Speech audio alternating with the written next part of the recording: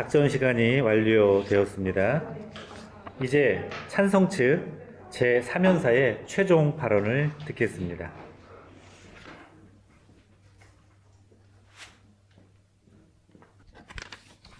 안녕하십니까. 본의회는 제약 없는 파업권 보장을 지지한다는 논제에 찬성하는 찬성 측 3연사 최영선입니다.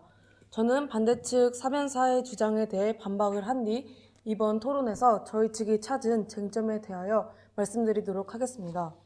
먼저 반대 측 첫 번째 논거는 공공의 이익을 해친다, 두 번째 논거는 경제에 악영향을 미친다 였습니다.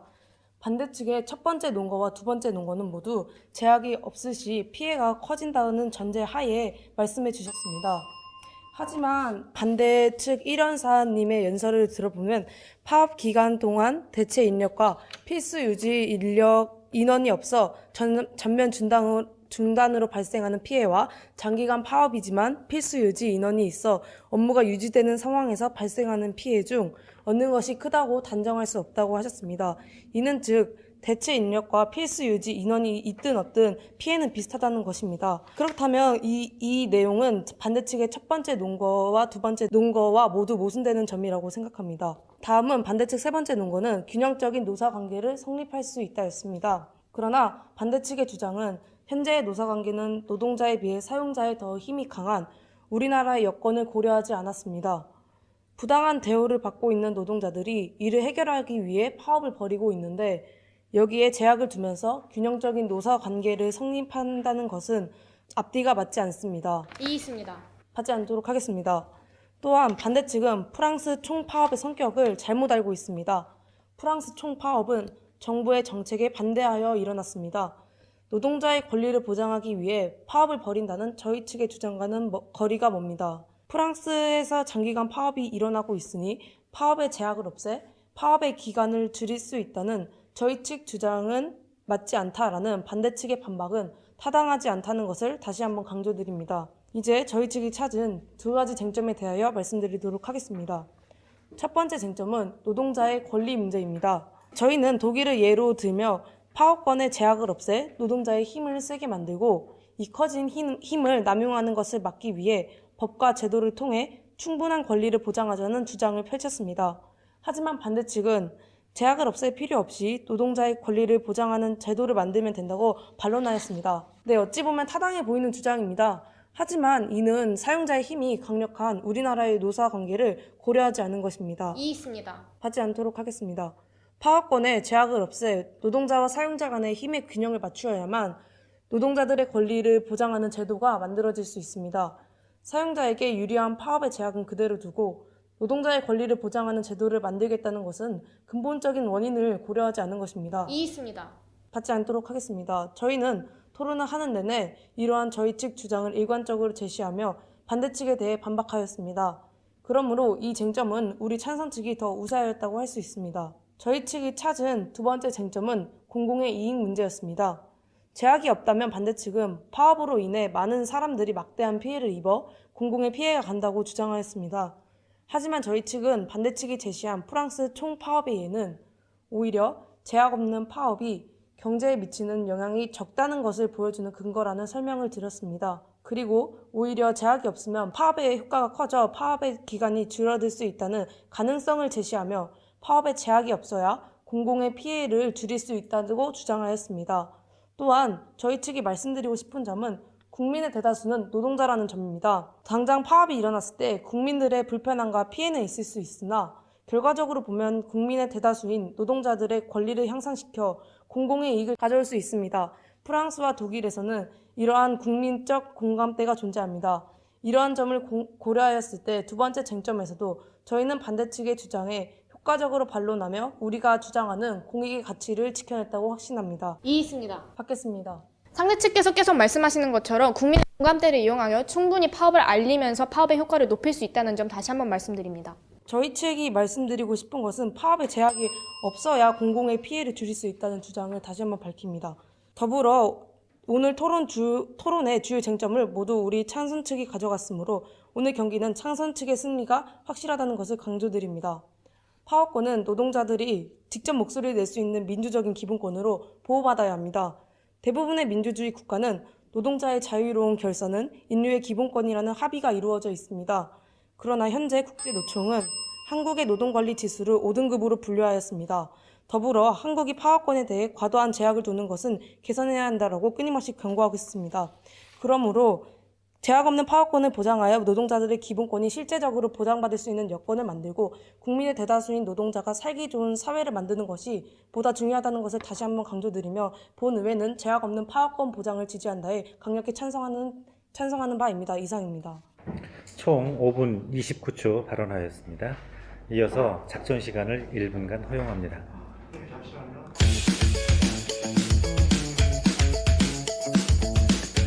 작전 시간이 완료되었습니다.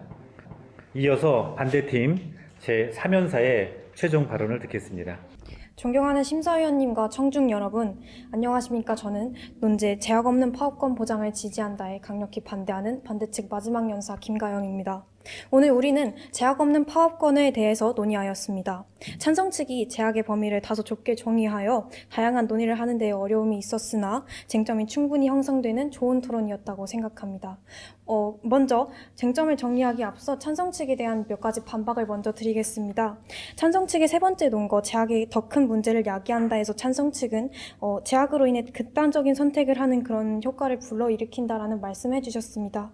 하지만 저희 측은 이에 대해서 불법적인 시위나 행위는 찬성 측이 앞서 정의 내린 것과 모순된다고 말씀드린 바 있고, 노동자들이 파업을 하는 이유는 알리기 위해서이고 국민적 공감대가 형성되기 때문에 신문이나 SNS 등 이런 다양한 여론 등을 통해서 이해했습니다. 받지 않겠습니다. 노동자의 부당함을 알리면 된다라는 말씀 드렸습니다. 또한 찬성 측은 노동자들이 파업을 최후의 수단이라고 쓴다고 말씀을 여러 번 주셨습니다. 하지만 저희 측은 고액의 연봉을 받으면서 해마다 임금 인상을 위해서 파업을 하는 그런 황제 노조 등이 있다는 말씀 드렸습니다. 이들이 찬성 측이 말씀하신 것처럼 절박한 심정으로 파업을 하게 되는 것일까요? 아닙니다. 모든 파업이 순수한 목적에 의해 발생하기 보기 어렵다는 점 말씀드렸습니다. 다음으로 저희 측이 찾은 쟁점에 대해서 말씀드리겠습니다.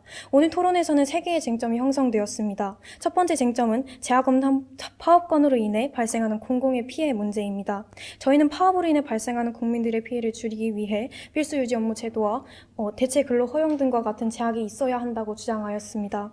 반면 이에 찬성 측은 제약이 있으면 파업 효과가 떨어져 파업이 장기화되니 제약을 없애 파업의 기간을 줄여 공공의 피해를 줄여야 한다는 주장하셨습니다. 그러나 찬성 측은 제약이 없어진다고 해서 파업의 기간이 줄어든다는 확실한 증거를 제시하지 못했습니다. 오히려 저희 측은 파업의 제약이 없는 프랑스에서 2개월 넘는 총파업이 진행되고 있다는 점을 말씀드렸고, 찬성 측의 논리대로라면 파업권의 제약이 없는 프랑스에서 2개월 넘는 장기간의 파업은 일어나지 말아야 한다는 말씀드렸습니다. 이해했습니다. 받지 않겠습니다. 이에 반해 저희 측은 제약이 있어야 국민의 피해를 줄일 수 있다는 점, 현재의 제약이 문제가 있다면 이를 보완하여 파업권을 충분히 보장하고 국민들의 피해를 최소화할 수 있다는 그런 현실적인 제도를 일관되게 했다는 점 말씀드립니다. 따라서 이 첫 번째 쟁점은 저희 반대측이 우세했다고 할 수 있습니다. 두 번째 쟁점은 노동자의 권리 보장 문제였습니다. 찬성 측은 파업의 제약이 없어야만 노동자의 힘이 세질 수 있고, 이 힘의 남용을 막기 위해 노동자의 권리를 보장하는 제도가 만들어질 수 있다는 주장하였습니다. 이에 저희 측은 찬성 측의 주장의 핵심은 노동자의 권리가 보장되었기 때문에 파업이 일어나지 않는다라는 점 명확히 지적했습니다. 노동자의 권리를 보장받기 위한 법과 제도를 정비하는 것이 중요하지 파업의 제약을 없애는 것은 모든 문제를 해결할 수 없다는 점 강조드립니다. 또한 찬성 측의 주장에는 노동자, 사용자, 국민 이 세 주체 중에서 노동자의 권리가 가장 위에 중요하다는 전제가 깔려 있습니다. 공공의 피해를 줄이기 위해 제약을 없애자고 주장하면서 자신들의 권리를 보장받기 위해 국민들의 피해를 주는 것을 정당화하는 것은 옳지 않다고 생각합니다. 저희는 토론을 진행하면서 이러한 문제점을 여러 번 제기하였지만 찬성 측은 이에 대해서 제대로 된 반박을 하지 못했던 점 말씀드리고 싶습니다. 근거가 부족한 주장만 할 뿐이라고 생각합니다. 그러므로 이 쟁점 또한 저희 측이 우세했다고 생각합니다. 세 번째 쟁점은 제약 없는 파업권의 부작용입니다. 찬성 측은 현재 파업에 제약이 있어 파업의 효과가 떨어지고 이로 인해 어려운 상황에 처한 노동자들이 불법 시위, 자살 등의 극단적인 선택에 하는 부작용이 일어난다고 이런 말씀 여러 번 해주셨습니다. 그러나 제약 자체가 극단적인 선택의 원인이 될 수 없다는 점, 여러 어려운 상황에 처한 모두가 그런 선택을 하지 않는다는 점, 그리고 극단적인 선택을 하는 노동자 또한 파업의 제약이 존재한다는 걸 알고 파업을 시작한다는 점 등을 효과적으로 반박했음을 설명드립니다. 오히려 저희 측은 이러한 문제를 막기 위해 찬성 측이 주장하는 것처럼 현재의 제약이 파업의 효과를 떨어뜨린다면 이 일을 합리적으로 고치는 주장을 하였습니다. 더불어 프랑스의 총파업을 예로 파업권의 제약이 없어진다면 기업에 큰 손실을 주게 되어 국가가 경제에 악영향을 끼친다는 점, 짧지만은 않다는 점 등을 근거로 제약 없는 파업권 보장의 부작용에 대해서 여러 번 말씀드린 바 있습니다. 이처럼 찬성 측이 주장한 불법 행위의 원인이 파업권이 아니라는 점을 명확히 지적하였으므로 이 쟁점 또한 저희 측이 큰 점수를 가져갔다고 생각합니다. 지금까지 말씀드린 것처럼 오늘 토론의 주요 쟁점 세 가지 모두 저희 측이 찬성 측에 비해 월등히 우세하였으므로 오늘 토론의 승자는 우리 반대 측이라고 생각하는 입장입니다. 이상 감사합니다. 총 5분 29초 발언하였습니다. 이상으로 토론 경기를 마칩니다. 토론자들은 앞에 나와서 상대팀과 악수를 나눈 후 심사 결과가 집계되는 동안 밖에서 조용히 대기해 주시기 바랍니다. 자, 앞에 나와서 악수해 주기 바랍니다.